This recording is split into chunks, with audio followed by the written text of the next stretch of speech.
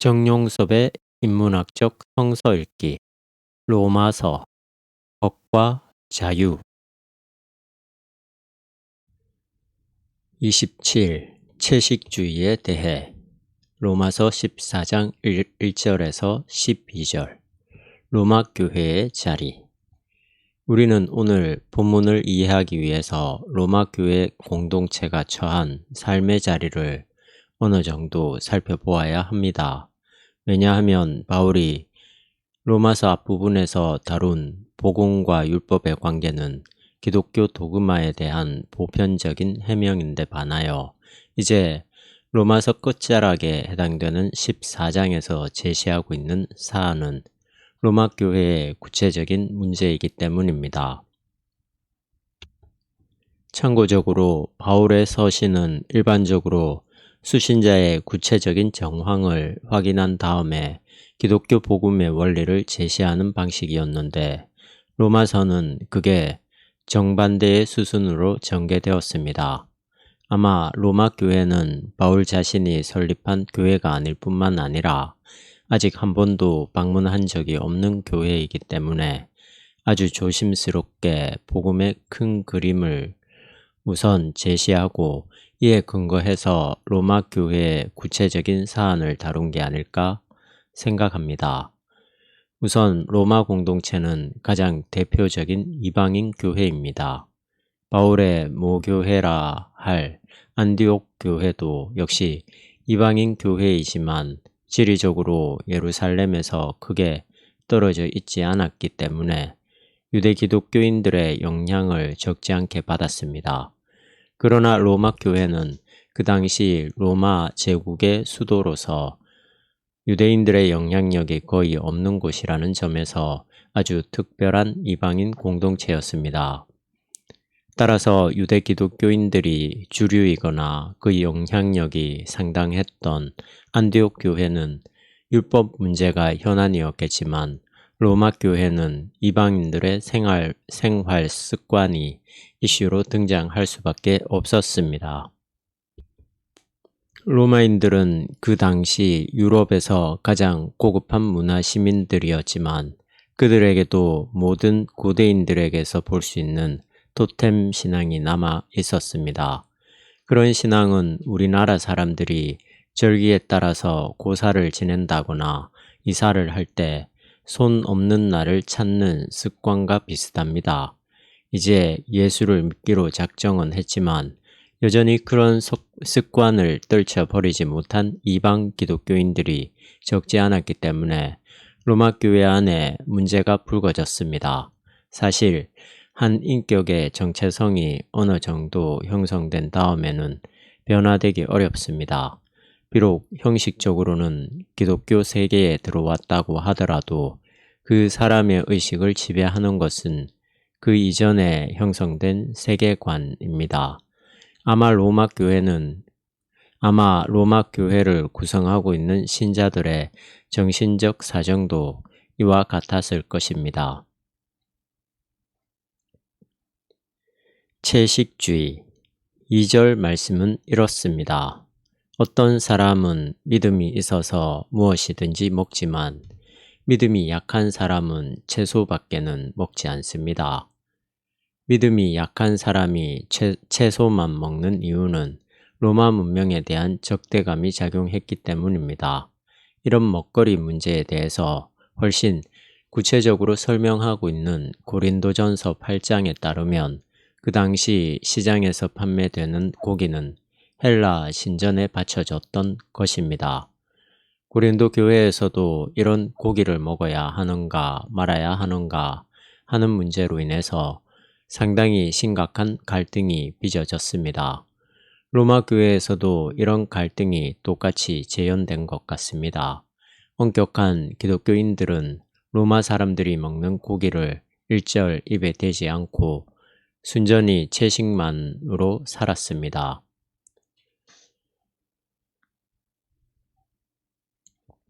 오늘 이런 채식주의 전통은 동서양을 막론하고 상당한 세력으로 남아 있습니다. 특히 종교적인 세계에 몰입해 있는 사람들은 거의 채식만으로 최소한의 에너지를 얻어서 살아갑니다.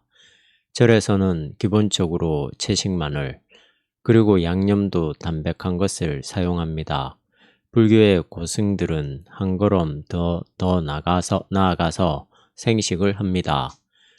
기독교 전통을 잘 유지하고 있는 수도원에서도 아마 이런 정도의 식생활을 하고 있지 않을까 생각합니다. 종교적 영성에 관심을 기울이고 있는 사람들의 먹거리가 채식 위주로 운용된다는 것은 인간의 가장 중요한 본능인 식욕을 억제함으로써 영적인 감수성을 최대한으로 발현하려는 데 있을 것입니다. 바울은 이렇게 채식을 고집하는 이들의 또 다른 특성이 날에 대한 구분이라고 설명합니다. 5, 6절. 이들이 날을 구분한다는 것이 로마의 종교적 습관을 가리키는 것인지 아니면 초기 기독교 공동체가 안식일 개념에서 주일 개념으로 넘어오는 그 과정의 한 현상을 가리키는지 정확하게 알 수는 없습니다. 어쨌든지 이들은 고기를 먹지 않고 채식만 골라서 먹듯이 어떤 특정한 날을 구별하는 행태를 보였던 것 같습니다. 바울이 지금 거론하고 있는 로마 교회 내의 채식주의자들은 자신들의 기독교 신앙을 매우 엄격하게 적용하려는 사람들이었습니다. 로마 사회에 먹는 습관을 부정한다는 점에서 복음과 문화의 관계를 적대적으로 보는 입장입니다. 이런 배타적인 전통은 지난 2000년 기독교 역사 안에서 줄기차게 이어져 내려왔으며 지금도 여전히 큰 세력을 형성하고 있습니다. 우리는 그들을 가리켜 보통 근본주의라고 합니다. 가능한 대로 이 세상을 멀리하고 자신들만의 고유한 종교적 형식의 삶을 유지하려고 합니다. 아마 지금도 술, 담배를 적대시한다거나 영화나 스포츠 등 세속 문화를 달갑지 않게 생각하는 이들이 있을 것입니다. 삶의 차이를 넘어서 로마 교회에는 채식주의자들과 그렇지 않은 사람들 사이에 서로 업신여기거나 비난하는 일들이 자주 일어났습니다. 채식주의자들은 그렇지 않은 사람들에게 기독교 신앙의 특성을 망각한다고 비난했으며 거꾸로 가리지 않고 먹는 사람들은 채식주의자들을 가리켜 복음의 능력을 훼손하는 사람들이라고 무시했겠지요. 어떤 공동체든지 일단 조직되고 무슨 사업을 펼치다 보면 사소한 문제로 인해서 갈등이 생기듯이 교회도 역시 예외가 아닙니다. 기독교 공동체에도 경우에 따라서 이런 갈등이 그 공동체의 기반을 허물어뜨리는 방향으로 나갈 때도 있고 또는 그런 차이가 극복됨으로써 그 본질이 유지되는 때도 있습니다. 바울은 여기서 먹는 문제와 날에 대한 평가는 기독교 신앙의 본질이 아니라는 점을 분명하게 지적했습니다. 6절 말씀은 이렇습니다. 어떤 날을 따로 정해서 지키는 사람도 주님을 위해서 그렇게 합니다. 아무 것이나 가리지 않고 먹는 사람도 하느님께 감사를 드리며 먹으니 주님을 위해서 그렇게 하는 것이고 가려서 먹는 사람도 하느님께 감사를 드리며 먹으니 그 역시 주님을 위해서 그렇게 하는 것입니다. 즉, 그의 주장은 기독론적인 토대에서 이런 갈등이 해소되어야 한다는 말입니다. 그런 사소한 차이를 첨예화해서 서로 비난하고 상처를 줌으로써 기독교 공동체의 일치를 망치지 말아야 한다는 바울의 주장은 옳습니다. 기독교 신앙은 그 본질을 유지하기 위해서 경우에 따라서 전투적인 입장을 취할 수도 있지만 그렇다고 해서 자기와 다른 대상을 무조건 배타적으로 밀어내지는 않습니다. 오히려 다름을 인정하고 서로의 일치를 이루어내는 게 바로 기독교의 훨씬 적극적인 본래의 모습입니다. 이런 점에서 우리는 복음의 본질과 형식을 어느 정도 구분하고 신앙생활을 해야 합니다. 복음의 본질이 훼손당하는 경우라고 한다면 타협할 수 없지만 복음의 형식이 다른 경우라면 그 차이를 극복해야만 합니다. 예컨대 기독교인들 중에서 사회 구원의 문제를 위해서 적극적으로 투쟁하는 사람들이 있는 반면에 개인 구원에 치중하는 이들이 있습니다. 기독교 구원이 사회와 개인으로 엄격하게 구분되는 게 아니라 그 모든 것을 포괄한다는 점에서 각자가 모두 예수 그리스도와 연결되어 있다면 상호 비난하거나 무시하는 일이 없어야 할 것입니다. 반면에 기독교 신앙을 국가 이데올로기나 시장 이데올로기와 일치시키는 집단이 있다면 그들과 결코 타협할 수는 없을 것입니다. 복음의 본질과 형식이 늘 명쾌하게 구분되는 게 아니라는 어려움이 있지만 열린 마음으로 서로의 입장을 이해하고 대화하려는 노력을 포기하지 않는다면 우리가 선택할 수 있는 길이 열릴 것입니다. 성령은 우리가 아직 깨닫지 못하는 것까지 대신해서 기도해 주시는 분이기 때문입니다. 하나님의 심판. 바울은 기독교인이 서로 비난하거나 무시하지 말아야 할 이유를 기독론적으로 설명한 다음에 이제 더욱 적극적으로 종말론적인 관점에서 결론을 내립니다. 사람이 사람을 판단하는 게 아니라 최종적으로 하나님의 판단이 남아있다는 사실을 아는 사람은 자기 기준에 따라서 남을 재단하지 말아야 한다는 것입니다. 그때 우리는 각각 자기 일을 하느님께 사실대로 아뢰게 될 것입니다. 12절. 기독교인이 이웃과 세계를 바라보는 기준은 궁극적으로 하나님의 심판을 내다본다는 사실에 있습니다.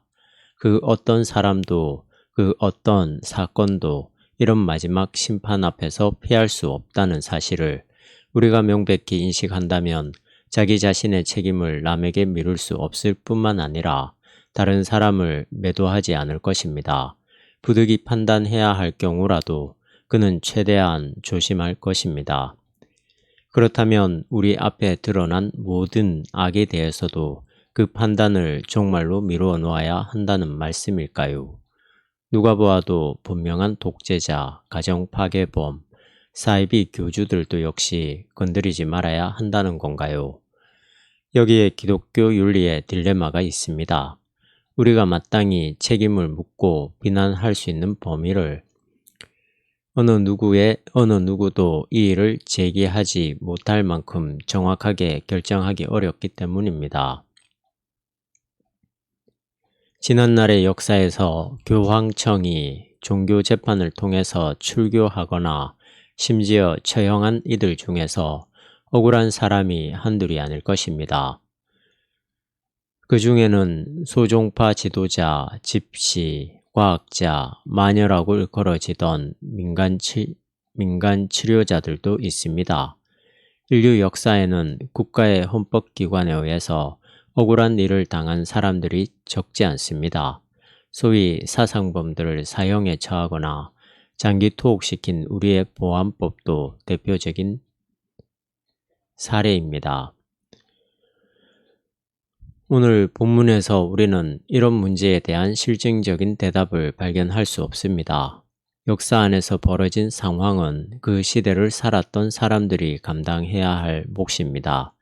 종말론적 하나님의 심판 개념을 통해서 성서가 우리에게 전하려는 메시지는 우리의 모든 판단이 결국 잠정적이라는 사실입니다. 아직 완료형으로 결정되지 않은, 그래서 미래로 돌려져야 할 그 판단의 잠정성이 우리 인간에게 주어진 운명입니다.